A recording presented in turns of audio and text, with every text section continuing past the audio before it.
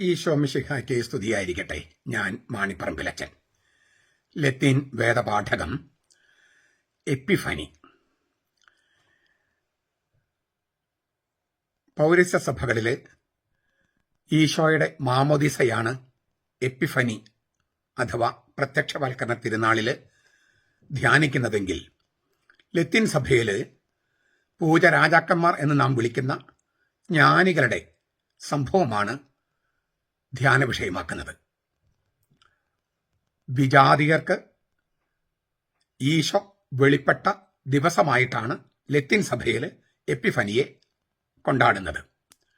പൗരസ്ത്യ സഭകളിലെ ദൈവപിതാവ് പുത്രനെ ലോകത്തിന് വെളിപ്പെടുത്തിയ എപ്പിഫനി, രണ്ടും വെളിപാട് തന്നെ. ദൈവം പുത്രനെ ലോകത്തിന് വെളിപ്പെടുത്തിയ മാമോദീസ, അതാണ് പൗരസ്ത്യ സഭകളിലെ. ലത്തീൻ സഭയിലെ വിജാതിയർക്ക് ഈശോ വെളിപ്പെട്ട ദിവസം. മത്തായിയുടെ സുവിശേഷം 2-ാമത്തെ അധ്യായം 1 മുതൽ 12 വരെ വചനങ്ങൾ. ഹെരോദസ് രാജാവിന്റെ കാലത്ത് യഹൂദായിലെ ബേത്ലഹേമിൽ യേശു ജനിച്ചതിന് ശേഷം കിഴക്ക് നിന്ന് ജ്ഞാനികൾ യെറൂസലമിലെത്തി. അവർ ചോദിച്ചു, യഹൂദന്മാരുടെ രാജാവായി ജനിച്ചവൻ എവിടെ? ഞങ്ങൾ അവന്റെ നക്ഷത്രം കിഴക്ക് കണ്ട് അവനെ ആരാധിക്കാൻ വന്നിരിക്കുകയാണ്. അത് കേട്ടിട്ട് ഹെരോദസ് രാജാവും അവനോടൊപ്പം യെറൂസലം മുഴുവനും പരിഭ്രമിച്ചു. അവൻ ജനത്തിന്റെ മഹാപുരോഹിതന്മാരെയും വേദശാസ്ത്രികൾ എല്ലാവരെയും വിളിച്ചുകൂട്ടി ക്രിസ്തു എവിടെയാണ് ജനിക്കുന്നതെന്ന് അവരോട് ചോദിച്ചു. അവർ അവനോട് പറഞ്ഞു, യൂദായിലെ ബേത്ലഹേമിൽ തന്നെ. എന്നാൽ പ്രവാചകൻ മുഖേന ഇങ്ങനെ എഴുതിയിരിക്കുന്നു, യൂദാദേശത്തെ ബേത്ലഹേമേ, നീ യൂദ പ്രഭുക്കന്മാരിൽ ഒട്ടും ചെറുതല്ല. എന്റെ ജനമായ ഇസ്രായേലിനെ മേയിക്കാനുള്ള തലവൻ നിന്നിൽ നിന്ന് ഉദ്ഭവിക്കും. അപ്പോൾ ഹെരോദസ് ആ ജ്ഞാനികളെ രഹസ്യമായി വിളിച്ച് നക്ഷത്രം പ്രത്യക്ഷപ്പെട്ട സമയം അവരോട് സൂക്ഷ്മമായി ചോദിച്ചറിഞ്ഞു. അവൻ അവരെ ബേത്ലഹേമിലേക്ക് അയച്ചുകൊണ്ട് പറഞ്ഞു, നിങ്ങൾ പോയി ശിശുവിനെക്കുറിച്ച് സൂക്ഷ്മമായി അന്വേഷിക്കുവിൻ. കണ്ടെത്തിയാൽ ഞാനും ചെന്ന് അവനെ നമസ്കരിക്കേണ്ടതിന് വന്ന് എന്നെ അറിയിക്കുക. രാജാവ് പറഞ്ഞത് കേട്ട് അവർ പുറപ്പെട്ടു. അവർ കിഴക്ക് കണ്ട നക്ഷത്രം അവർക്ക് മുമ്പേ പോയിക്കൊണ്ടിരുന്നു. അത് ശിശു കിടക്കുന്ന സ്ഥലത്തിന് മുകളിൽ വന്നു നിന്നു. നക്ഷത്രം കണ്ടതുകൊണ്ട് അവർ അത്യധികം സന്തോഷിച്ചു. ആ വീട്ടിൽ ചെന്ന് ശിശുവിനെ അമ്മയായ മറിയത്തോട് കൂടെ കണ്ടു. വീണ് അവനെ നമസ്കരിച്ചു. നിക്ഷേപപാത്രങ്ങൾ തുറന്ന് പൊന്നും കുന്തിരിക്കവും മീറയും അവന് കാഴ്ചവെച്ചു. ഹെരോദസിന്റെ അടുക്കലേക്ക് മടങ്ങിപ്പോകരുതെന്ന് സ്വപ്നത്തിൽ അരുളപ്പാട് ഉണ്ടായതനുസരിച്ച് അവർ മറ്റൊരു വഴിയെ സ്വദേശത്തേക്ക് മടങ്ങിപ്പോയി. ഇതിലെ പല കാര്യങ്ങളും ഈ കഴിഞ്ഞ ദിവസങ്ങളിൽ നമ്മൾ ധ്യാനിച്ചതാണ്. ഹെരോദസിനെ കുറിച്ചും അദ്ദേഹത്തിന്റെ സ്വഭാവത്തെക്കുറിച്ചും ഒക്കെ. അതെല്ലാം നിങ്ങൾ വീണ്ടും സംശയമുണ്ടെങ്കിൽ അല്ലെങ്കിൽ കേൾക്കാത്തവരുണ്ടെങ്കിൽ അത് കേൾക്കുക. ഇപ്പോഴും ചിലർക്ക് ചില സംശയങ്ങളുള്ളത് ആദ്യം തീർക്കട്ടെ.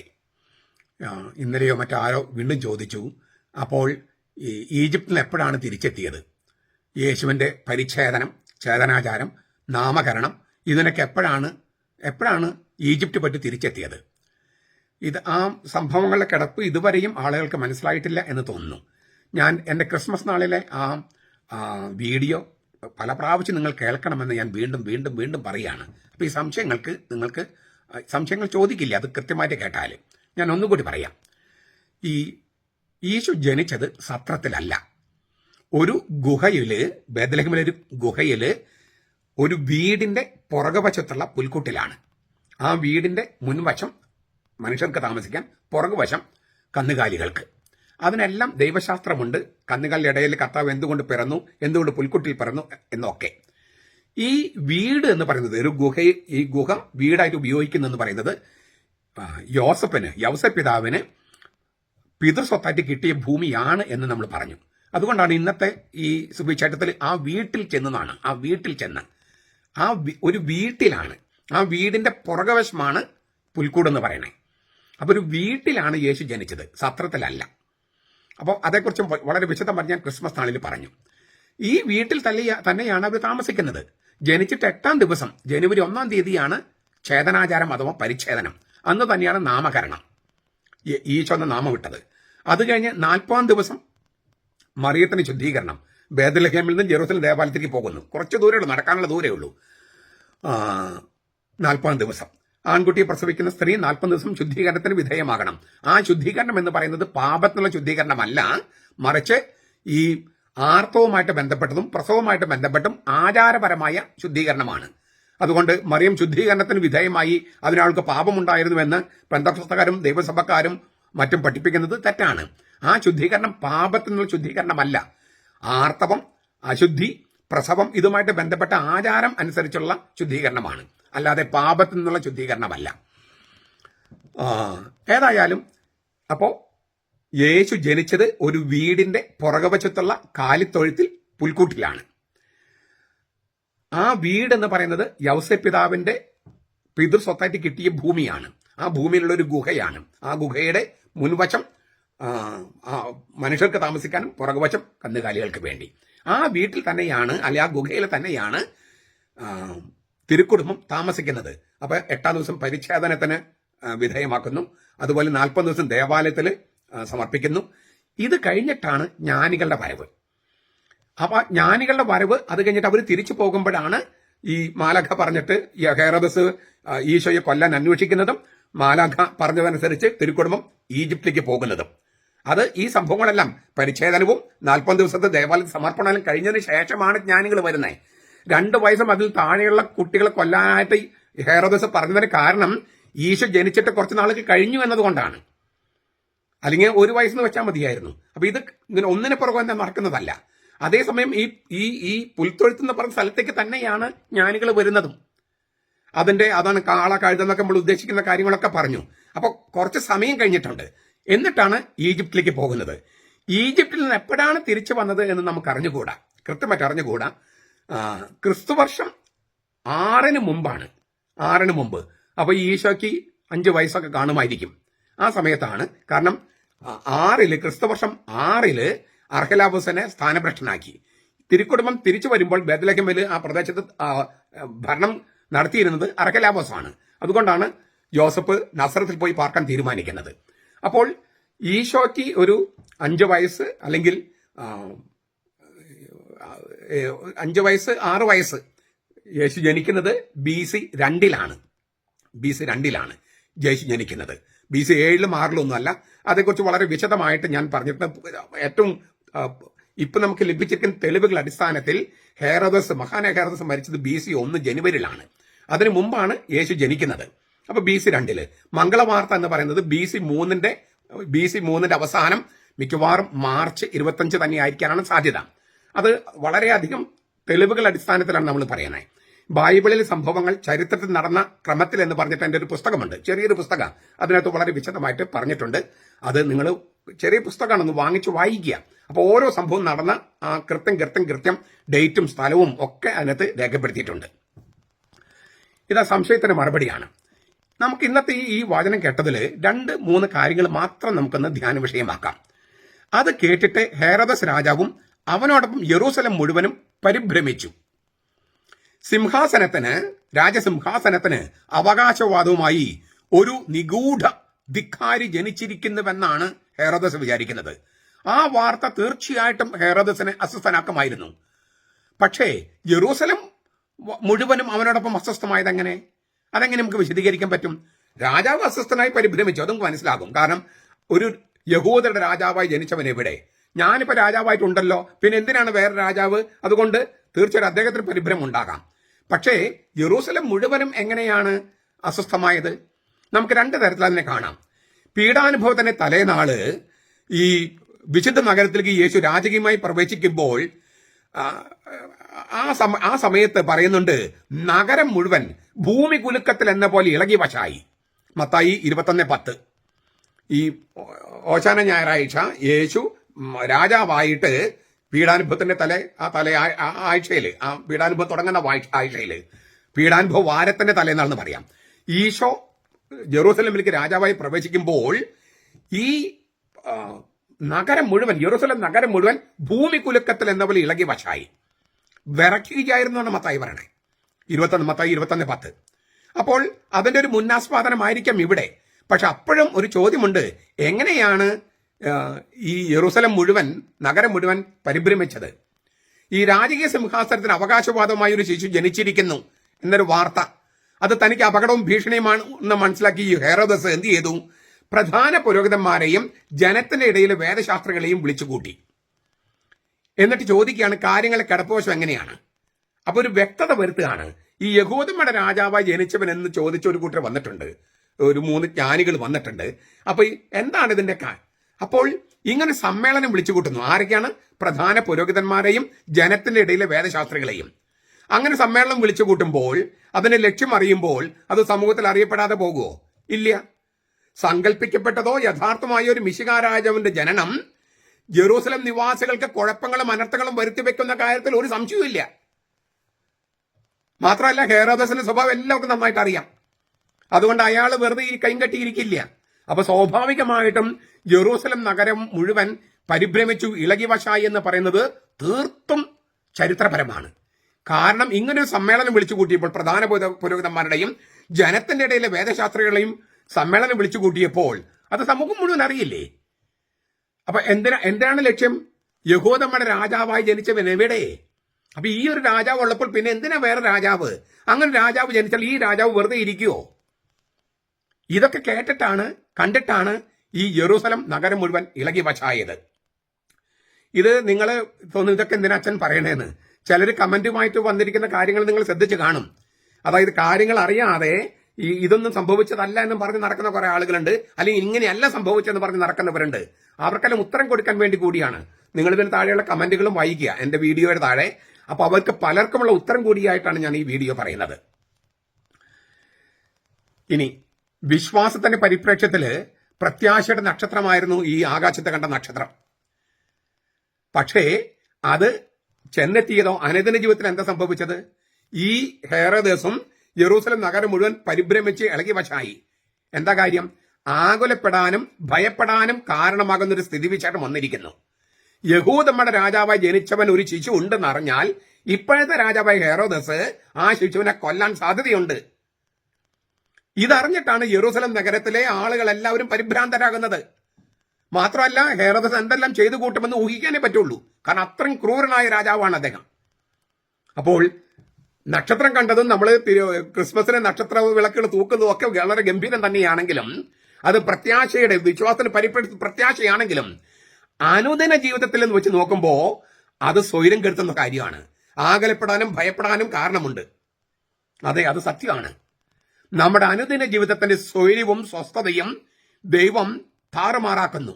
അങ്ങനെ ദൈവം ഒരല്പം ശല്യക്കാരനായിട്ട് പ്രത്യക്ഷപ്പെടുന്നു. എന്ന് വെച്ചാൽ യേശുവിന്റെ രാജത്വം അവന്റെ പീഡാനുഭവത്തോട് കൈകോർത്ത് കിടക്കുന്നു. യേശുവിന്റെ രാജത്വം അവന്റെ പീഡാനുഭവത്തോട് കൈകോർത്ത് പിടിക്കുന്നു. ഇത് നമ്മുടെ എല്ലാവരുടെയും കാര്യത്തിലെ സത്യമാണ്. അതായത് വിശ്വാസം, പ്രത്യാശ, ഇങ്ങനെയുള്ള സംഗതികളൊക്കെ ഉള്ളപ്പോഴും ആകലപ്പെടാനും ഭയപ്പെടാനും സംഗതികളുണ്ട്. നമ്മുടെ സ്വൈര്യവും സ്വസ്ഥതയും ദൈവം ശല്യപ്പെടുത്തി താറുമാറാക്കുന്നു. ഇപ്പൊ നമ്മൾ അനുഭവിക്കുകയല്ലേ അത്? സീറോ മലബാർ സഭയിൽ നന്നായിട്ട് അനുഭവിക്കുന്നുണ്ട്, ലത്തീൻ സഭയിലുണ്ട്, എല്ലാ സഭകളിലുണ്ട്.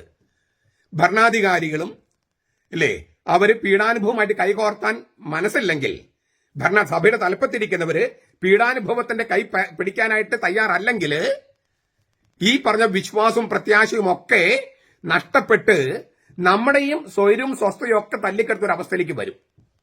ഇനി അവർ പീഡാനുഭവം കൈ കോർത്ത് പിടിച്ചാല് അവരുടെ സ്വൈര്യവും സ്വസ്ഥതയും നഷ്ടപ്പെടും. അപ്പോഴാണ് യേശുവിന്റെ പീഡാനുഭവവും രാജത്വവും അവർക്കും ജീവിക്കാൻ കഴിയൂ. സ്വൈരം വേണം, സ്വസ്ഥത വേണം, സമാധാനം വേണം. അതിന് സമവായമായിട്ട് പോയാൽ അതൊരു യേശുവിന്റെ രാജത്വമോ പീഡാനുഭവമോ അല്ല. ഇത് തലപ്പത്തിരിക്കുന്നവർക്കും നമുക്കും ബാധകമാണ്. യേശുവിന്റെ രാജ്യത്വം അവന് പീഡാനുഭവമായിട്ട് ബന്ധപ്പെട്ടാണ് കിടക്കുന്നതെങ്കിൽ സഭയിൽ അത് മാറിച്ചാരിക്കാൻ കഴിയില്ല. അപ്പോൾ സ്വൈര്യവും സ്വസ്ഥതയും സമാധാനവുമാണ് വേണ്ടതെങ്കിൽ യേശുവിനെ രാജാവായിട്ട് സ്വീകരിച്ചിട്ട് കാര്യമില്ല. അവന്റെ കുരിശുമരണത്തെയും അവന് ഉയർപ്പിനെയും നമുക്ക് അംഗീകരിക്കാനും കഴിയാതെ വരും. കാരണം ഈ കുരിശുമരണം സ്വൈരമാണോ, സ്വസ്ഥതയാണോ, സമാധാനമാണോ? അപ്പൊ യേശുവിന്റെ രാജത്വം എന്ന് പറയുന്നത് സ്വൈരമായിട്ട് ജീവിക്കാനുള്ള ഒരു സമാധാനം സൃഷ്ടിക്കലല്ല, മറിച്ച് പീഡാനുഭവമായിട്ട് ബന്ധപ്പെട്ടാണത്. അപ്പൊ ഈ വിശ്വാസം, പ്രത്യാശ, അതിന്റെയൊക്കെ നക്ഷത്രമൊക്കെ ഉണ്ടെന്ന് പറഞ്ഞാലും യേശുവിന്റെ രാജ്യത്വം പീഡാനുഭവമായിട്ട് സഹനവുമായിട്ട് ഇങ്ങനെ കൂടിപ്പിണഞ്ഞാണ് കിടക്കുന്നത് എന്ന് തിരിച്ചറിയുമ്പോൾ നമ്മുടെ ജീവിതവും അങ്ങനെ തന്നെ ആയിരിക്കണം. അങ്ങനെ ആകുമ്പോൾ അതിൽ നമ്മൾ വേവലാതിപ്പെടരുത്. തലപ്പത്തിരിക്കുന്നവരും നമ്മളും. നിങ്ങൾക്ക് കാര്യങ്ങൾ മനസ്സിലാകുമെന്ന് ഞാൻ പ്രതീക്ഷിക്കുന്നു.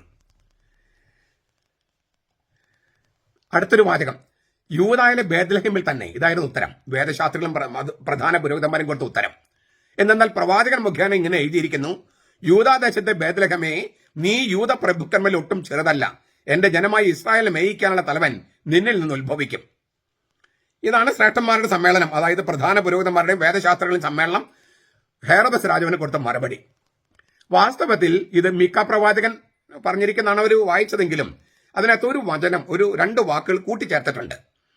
അതായത് മീക്ക പ്രവാചകന്റെ തിരുവചനത്തിലേക്ക് ഷെമുവേല് 2 ഷെമുവേല് 5:2 അത് ചേർത്തിട്ടാണ് ഈ മറുപടി കൊടുത്തിരിക്കുന്നത്. എന്താണ് ഈ മീക്കായുടെ 5:1 എന്നാണ് ചിലപ്പോൾ പറയുന്നത്, ചില ബൈബിളിൽ 5:2 ആയിരിക്കും. നീയോ ബേത്ലഹം എഫ്രാത്ത, നീ യഹൂദ സഹസ്രങ്ങളിൽ ചെറുതായിരുന്നാലും ഇസ്രായേലിന് ആയിരിക്കേണ്ടവൻ എനിക്കായി നിന്നിൽ നിന്ന് ഉത്ഭവിച്ചുയരും. അങ്ങനെയാണ് ഹീബ്രു ബൈബിളിൽ കിടക്കണേ. അതിന് സെപ്തുജിന്തിൽ ഒരല്പം വ്യത്യാസമുണ്ട്. നീയോ എഫ്രാത്ത ഗൃഹത്തിൽ ബേത്ലഹേമേ, നീ യൂദായുടെ കുലങ്ങളിൽ ചെറുതാണെങ്കിലും നിന്നിൽ നിന്ന് ഒരുവൻ ഇസ്രായേലിന്റെ ഭരണാധികാരിയായി എനിക്ക് വരും. ഇങ്ങനെയാണ് സെപ്തുജിന്ത് പാഠാന്തരത്തില്. ഇതിനകത്ത് നമ്മൾ കാണാത്തൊരു വചനം എന്താണ്? എന്റെ ജനമായ എന്ന വാക്ക് ഈ മീക്കായുടെ പ്രവചനത്തിലില്ല. 5:1 അല്ലെങ്കിൽ 5:2 ഹീബ്രുവിലില്ല, ഗ്രീക്കിലുമില്ല. അത് എന്റെ ജനമായ എന്നത് ഷെമുവേലിന്റെ 2-ാം പുസ്തകം 5-ാമത്തെ അധ്യായം 2-ാമത്തെ വാക്യമാണ്. അപ്പൊ അതുകൂടി ചേർത്തിട്ടാണ് ഈ വേദശാസ്ത്രികൾ ഉത്തരം കൊടുത്തത്. അവർക്കത് അങ്ങനെ ചേർക്കാനുള്ള കഴിവുണ്ട്, അതാണ് വേദശാസ്ത്രി എന്ന് വിളിക്കണേ. ഇനി ഇപ്പോഴും ചെറിയൊരു പ്രശ്നമില്ലേ? ഈ എന്റെ ജനമായെന്ന് മാത്രമല്ലല്ലോ പ്രശ്നം. പഴയ നിയമത്തിൽ എങ്ങനെയാണ് കിടക്കുന്നത്? നീ യഹൂദ സഹസ്രങ്ങളിൽ ചെറുതാണെങ്കിലും എന്നാണ്. നീ യഹൂദ സഹസ്രങ്ങളിൽ അല്ലെങ്കിൽ യഹൂദ കുലങ്ങളിൽ അല്ലെങ്കിൽ യഹൂദ പ്രഭുക്കന്മാരിൽ ചെറുതാണെങ്കിലും എന്നാണെങ്കിൽ മത്തായി എഴുതിയിരിക്കുന്നതാണ് നീ യഹൂദയിലെ പ്രമുഖ നഗരങ്ങളിൽ ഒട്ടും താഴെയല്ലെന്നാണ്. മത്തായി ഒരല്പം തിരുത്തൽ വരുത്തിയിട്ടുണ്ട്. നീ യഹൂദ കുലങ്ങളിൽ ചെറുതാണെങ്കിലും എന്നാണ് പഴയ നിയമത്തില്. നീ യഹൂദ കുലങ്ങളിൽ ഒട്ടും താഴെയല്ല, പ്രമുഖ നഗരം ഒട്ടും താഴെയല്ല എന്നാണ് മത്തായി എഴുതിയിരിക്കുന്നത്. അപ്പൊ ഒരു തിരുത്തുണ്ട്. അപ്പൊ നമുക്ക് തോന്നും എന്താണ് ഇങ്ങനെ ചെയ്യാൻ കാരണം? പഴയ നിയമം മുഴുവൻ കാണുന്ന ദൈവത്തിന്റെ പ്രവർത്തനത്തിന്റെ ഒരു കീഴ്മേൽ മറിച്ചലാണ് 2 പതിപ്പുകളും. അതായത് മീക്കായുടെ പ്രവചനവും മത്തായി അവതരിപ്പിക്കുന്നതും 2 തരത്തിലാണെന്ന് മാത്രം. ദൈവം ഒരു കീഴ്മേൽ മറിച്ചിൽ, ഒരു തല കീഴ്മേൽ മറിച്ചിൽ ദൈവം കൊണ്ടുവരും. എന്താണത്? ഭൗതികവും ഭൗമികവുമായ രീതിയിൽ നോക്കിയാൽ ചെറുതും അപ്രസക്തവുമായ സംഗതികളിൽ നിന്നാണ് വലുതും മഹത്വമുള്ളതും ഉത്ഭവിക്കുന്നത്. മാനുഷികമായി നോക്കിയാൽ വളരെ ചെറുതും അപ്രസക്തമായ സംഗതികളിൽ നിന്നാണ് ഏറ്റവും വലുതും മഹത്വമായ സംഗതികൾ ദൈവം ഉണ്ടാക്കുന്നത്. ലൗകികമായ മഹത്വമാകട്ടെ പൊട്ടി തകർന്ന് വീണ് ക്ഷയിക്കുന്നു. ഇതാണ് ഈ പഴനിയമം മുഴുവൻ കാണുന്ന ഒരു പ്രധാനപ്പെട്ട തത്വശാസ്ത്രം അല്ലെങ്കിൽ ദൈവശാസ്ത്രം. യഹൂദായിലെ കുലങ്ങളിൽ ഏറ്റവും ചെറുതായ ബേത്ലഹം എന്ന പഴയ നിയമ പതിപ്പ് ദൈവത്തിന്റെ ഈ വൈരുദ്ധ്യാത്മക പ്രവർത്തന ശൈലി വ്യക്തമായി സ്പഷ്ടമാക്കുകയാണ്. അതേസമയം ബേത്ലഹേമേ, നീ യഹൂദായിലെ പ്രമുഖ നഗരങ്ങളിൽ ഒട്ടും താഴെയല്ല എന്ന് മത്തായി തിരുത്തി എഴുതുമ്പോൾ ഈ വൈരുദ്ധ്യാത്മകത പരിഹരിക്കാൻ ശ്രമിക്കുകയാണോ? അങ്ങനെയാണെന്ന് ആദ്യ നോട്ടത്തിൽ തോന്നും. എന്നാൽ അങ്ങനെയല്ല. വളരെ ചെറുതും അപ്രസക്തവുമെന്ന് തോന്നിച്ച ഒരു ചെറുനഗരം ഇപ്പോൾ വലിയ മഹത്വത്തിൽ കാണപ്പെടുന്നു. അപ്പൊ ശരിക്കും പറഞ്ഞാൽ ഒരു വൈരുദ്ധ്യം ഉണ്ടോ? തിരുത്തല് ഖണ്ഡിക്കാൻ വേണ്ടിയുള്ള തിരുത്തലാണോ? അല്ല, മറിച്ച് വളരെ ചെറുതും അപ്രസക്തമെന്ന് തോന്നിച്ച ഒരു നഗരമായിരുന്നു ബേത്ലഹേം. പക്ഷെ ഇപ്പൊ അങ്ങനെയല്ല. അതുകൊണ്ടാണ് ആ തിരുത്തല്. എന്താണ് സംഭവിച്ചത്? ദൈവം തന്നെ മനുഷ്യനായിരിക്കുന്നത് ആ നഗരത്തിലാണ്. ദൈവം തന്നെ മനുഷ്യനായി വന്നിരിക്കുന്ന നഗരത്തിലാണ്. അപ്പൊ എത്രയോ ചെറുതും അപ്രസക്തവുമായിരുന്ന ബേത്ലഹേം ഇപ്പോൾ ഏറ്റവും വലിയ മഹത്വത്തില് ദൈവം തന്നെ മനുഷ്യനായി വന്നിരിക്കുന്ന ആ സ്ഥലത്ത്. ഇത് നമ്മൾ നസ്രത്തിനെ കുറിച്ച് പറയുന്നതാണ്. നസ്രത്തിൽ നിന്ന് വല്ല നന്മയും ഉണ്ടാകുമോ എന്നാണ് നഥാനിയേൽ ചോദിച്ചത്. പഴയ നിയമത്തിൽ ഒരിക്കൽ പോലും പരാമർശിക്കപ്പെടാത്ത നഗരമാണ് നസ്രത്ത്. പക്ഷെ അവിടെയാണ് മറിയം ജീവിച്ചത്. അവിടേക്കാണ് ദൈവം സ്വർഗത്തിൽ ഗബ്രിയേൽ മാലാഖ അയച്ചത്. അപ്പൊ ഈ നസ്രത്ത് എന്ന പഴയ നിയമത്തിൽ ഒരിക്കൽ പോലും പരാമർശിക്കാത്ത സ്ഥലം എത്രയോ വലുതായി മാറി. ഒരു നന്മയും വരികയില്ലെന്ന് സത്യസന്ധമായി ജീവിച്ച യഹൂദന്മാരെ പോലും വിചാരിച്ച സ്ഥലത്ത് നിന്നാണ് ഏറ്റവും വലിയ നന്മ വന്നത്. ഇത് ദൈവം വരുത്ത ഒരു കീഴ്മേൽ മറിച്ചിലാണ്, ഒരു തല കീഴ്മേൽ മറിച്ചിലാണ്. അതുതന്നെ ഇവിടെയും സംഭവിച്ചിരിക്കുന്നത്. പഴയ നിയമത്തില് ബേത്ലഹേം വളരെ ചെറുതും അപ്രസക്തമായ നഗരമായിട്ട് കണക്കാക്കിയിരുന്നേ. പക്ഷെ ദാവീദിന്റെ നഗരമായി അത് മാറി. അതുപോലെ തന്നെ ഇവിടെ പറയാണ്, അവിടെയാണ് ദൈവം മനുഷ്യനായി ജനിച്ചത്. അപ്പോൾ ഇതുവരെ ചെറുതും അപ്രസക്തവുമായിരുന്നു അത്. ഇപ്പൊ അങ്ങനെയല്ല. ഇപ്പോൾ വളരെ വലിയ മഹത്വത്തിൽ കാണപ്പെടുന്നു. കാരണം ഇസ്രായേലിന്റെ സാക്ഷാൽ ഇടയൻ ബേത്ലഹേമിൽ നിന്ന് വരുന്നു. മനുഷ്യന്റെ വിലയിരുത്തലും ദൈവത്തിന്റെ പ്രതിസ്പന്ദവും തിരുവചനത്തിന്റെ ഈ പതിപ്പിൽ സങ്കലനം ചെയ്തിരിക്കുകയാണ് മത്തായി. മനുഷ്യൻ കാണുന്നത് പോലെ അല്ല ദൈവം കാണുന്നത്. നഗരത്തിന് വെളിയിലുള്ള ഒരു ഗുഹയില്, ആ ഗുഹയുടെ പുറകുവശത്തുള്ള പുൽത്തൊഴുത്തില് യേശു ജനിക്കുന്നതോടെ ഈ ദൈവിക വൈരുദ്ധ്യം, അതായത് ദൈവം കൊണ്ടുവരുന്ന ഈ കീഴ്മേൽ മറിച്ചല് വീണ്ടും സ്ഥിരീകരിക്കപ്പെടുകയാണ്. ഇതാണ് മത്തായി പറയുന്നത്. ഞാൻ പറഞ്ഞു കഴിഞ്ഞല്ലോ, മിഖായുടെ പ്രവചനത്തിലേക്ക് 2 ശമൂവേൽ 5:2 ഉൾച്ചേർത്തിട്ടാണ് എന്റെ ജനമായ എന്നത് കൂട്ടിച്ചേർത്തത്. എന്റെ ജനമായ. ഈ ശമൂവേലിന്റെ ഗ്രന്ഥത്തില് ദാവീദിനെ കുറിച്ച് പറയപ്പെട്ട വാക്യമാണ് എന്റെ ജനമായ ഇസ്രായേലിനെ നയിക്കാനുള്ളവൻ, എന്റെ ജനമായ. അത് ദാവീദിനെ കുറിച്ചാണ്. ഇപ്പോൾ ദൈവത്തിന്റെ ജനമായ ഇസ്രായേലിനെ നയിക്കാൻ വേണ്ടി തെരഞ്ഞെടുക്കപ്പെട്ടിരിക്കുന്നത് ദാവീദ് ഗോത്രത്തിൽപ്പെട്ട ഈശോയാണ്. ദാവീദ് ഗോത്രത്തിൽപ്പെട്ട ഈശോയാണ് ഇപ്പോൾ ഇസ്രായേലിനെ നയിക്കാനായിട്ടും ലോകത്തെ നയിക്കാനായിട്ടും തെരഞ്ഞെടുക്കപ്പെട്ട് ബേത്ലഹേമിൽ വന്നിരിക്കുന്നത്. അപ്പോൾ വരാനിരിക്കുന്ന ഭരണകർത്താവിനെ ഇസ്രായേലിന്റെ മഹ ഇടയനായി ചിത്രീകരിക്കാൻ വേണ്ടിയാണ് ഈ 2 ശമൂവേൽ 5:2 എടുത്തിരിക്കുന്നത്. ദാവീദ് ഇടയനായിരുന്നു, ആട്ടിടയനായിരുന്നു, അവനെ രാജാവാക്കി. ഇപ്പോൾ രാജാധിരാജനായ ഈശോ ബേത്ലഹേമിൽ ജനിക്കുന്നതോടെ, പൂജരാജാക്കന്മാരായ ജ്ഞാനികൾ അവിടെ എത്തുന്നതോടെ ഈ ഇസ്രായേലിന്റെ ഇടയനായ ഈശോ മഹാരാജാവ്, രാജാക്കന്മാരുടെ രാജാവാണെന്ന് വ്യക്തമാക്കുകയാണ്. തിരിച്ചും മഹാരാജാവ് ഇടയനാണ്, മഹാരാജാവ് ഇടയനാണ്. ഇത് വ്യക്തമാക്കാൻ വേണ്ടിയാണ് എന്റെ ജനമായ ഇസ്രായേലിനെ നയിക്കാനുള്ളവൻ എന്റെ ജനമായ ദാവീദിനെ കുറിച്ച് പറഞ്ഞത് ഈശോയെ കുറിച്ച് പറഞ്ഞിരിക്കുന്നത്. മീഖായുടെ പ്രവചനത്തിലേക്ക് ഈ 2 വാക്കുകൾ എടുത്തു വെക്കേണ്ട കാരണം, മഹാരാജാവായ ഈശോ ഇടയനായിട്ട് വരുന്നു. രാജാവ് ഇല്ലേ, ഇടയനെ രാജാവാക്കി ദാവീദിന്റെ കാര്യത്തിൽ. ഇവിടെ മഹാരാജാവായ ഈശോ ഇടയനായിട്ട് വരുന്നു, ഇസ്രായേലിന്റെയും ലോകത്തിന്റെയും ഇടയനായിട്ട് വരുന്നു എന്ന് വ്യക്തമാക്കാൻ വേണ്ടിയാണ് എന്റെ ജനമായ എന്ന ആ പദസന്ധി 2 ശമൂവേൽ 5:2 നിന്നെടുത്ത് മീഖായുടെ പ്രവചനം 5:2 ചേർത്ത് ഒറ്റ പ്രവചനമായിട്ട് എഴുതിയിരിക്കുന്നത്. എന്തൊരു മനോഹരമായ ദൈവശാസ്ത്രമാണ് നോക്കൂ. ദൈവത്തിന്റെ രാജത്വത്തിന്റെ പ്രതിനിധിയായ സാക്ഷാൽ ഭരണകർത്താവിന്റെ സ്നേഹമുള്ള കരുതല്, അനുകമ്പയുള്ള വാത്സല്യം, ഇതൊക്കെയാണ് ഇടയൻ എന്ന ആ ചിത്രത്തിലൂടെ ആവിഷ്കരിക്കുന്നത്. ജ്ഞാനികളുടെ ചോദ്യത്തിന് പ്രധാന പുരോഹിതന്മാരും വേദശാസ്ത്രികളും കൊടുക്കുന്ന മറുപടി തീർത്തും പ്രായോഗികമായിരുന്നു, ഭൂമിശാസ്ത്രപരമായി ഉള്ളടക്കമായിരുന്നു. ബേത്ലഹേം യെറൂസലേമിലാണ് ഇവര് ചെന്നത്, രാജകൊട്ടാരത്തില്. അതിനടുത്തുള്ള ബേത്ലഹേമിലാണ്. ഭൂമിശാസ്ത്രപരമായി ചരിത്രപരമായി വളരെ അടുത്താണ്. അതുകൊണ്ടെല്ലാം കറക്റ്റാണ്. അപ്പൊ ജ്ഞാനികൾക്ക്, ഈ പൂജരാജാക്കന്മാർ നമ്മൾ വിളിക്കുന്ന ജ്ഞാനികൾക്ക് തങ്ങളുടെ ലക്ഷ്യത്തിലേക്ക് യാത്ര തിരിക്കാൻ പ്രയാസമൊന്നുമില്ല. പക്ഷേ വെറും ഭൂമിശാസ്ത്രം അവതരിപ്പിക്കുകയല്ല മത്തായി ചെയ്തത്. ആ ഭൂമിശാസ്ത്രപരമായ ആ പ്രവചനത്തിന് ദൈവശാസ്ത്രപരമായ ഒരു വ്യാഖ്യാനം കൊടുക്കുകയാണ്. സ്ഥലത്തിനും സംഭവത്തിനും, ഭൂമിശാസ്ത്രപരമായ സ്ഥലത്തിനും ചരിത്രപരമായ സംഭവത്തിനും ദൈവശാസ്ത്രപരമായ ഒരു വ്യാഖ്യാനം കൊടുത്തിട്ടാണ് ഈ പ്രധാന പുരോഹിതന്മാരും വേദശാസ്ത്രികളും മറുപടി കൊടുത്തത്. മത്തായി അത് വളരെ മനോഹരമായി എഴുതിയിരിക്കുന്നു.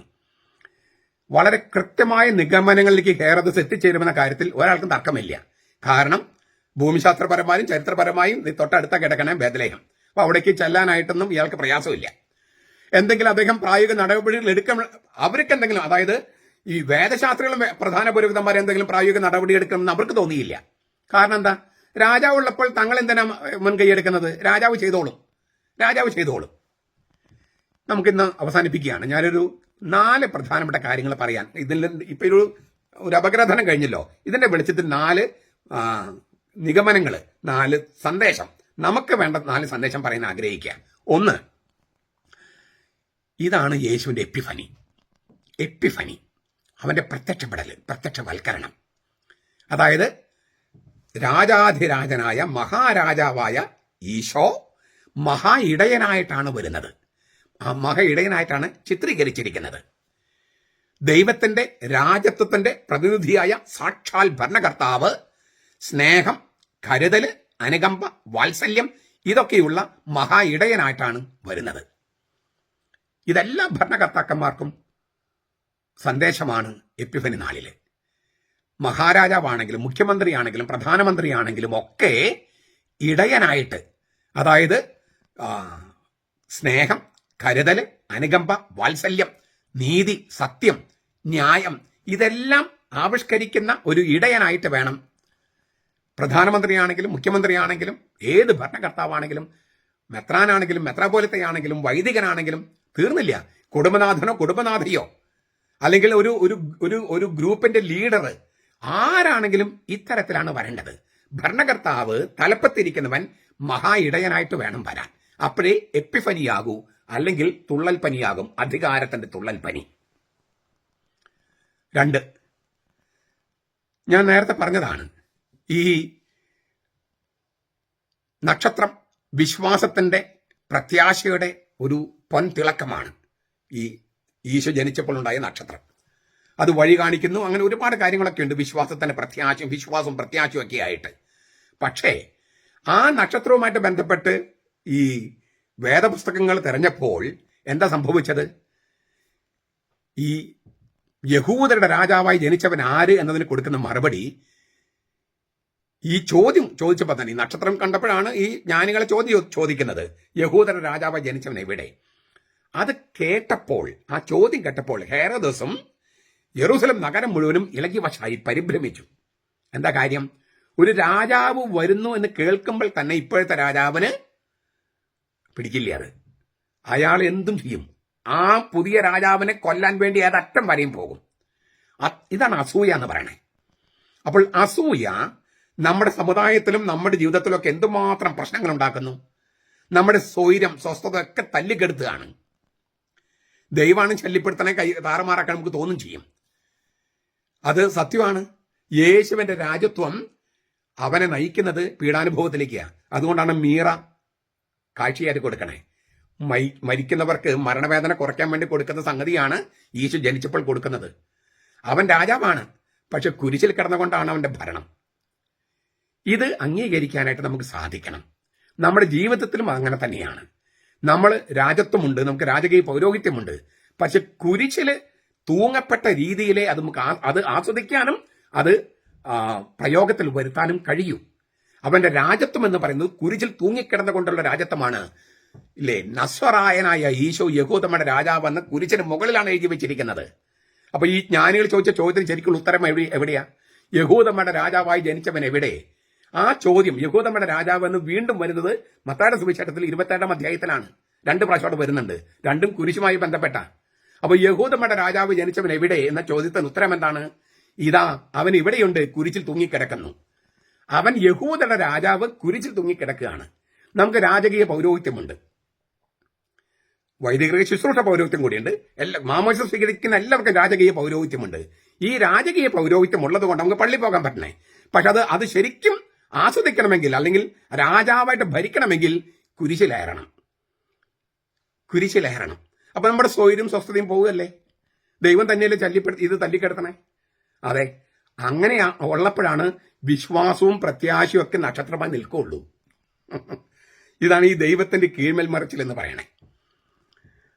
അടുത്തത്,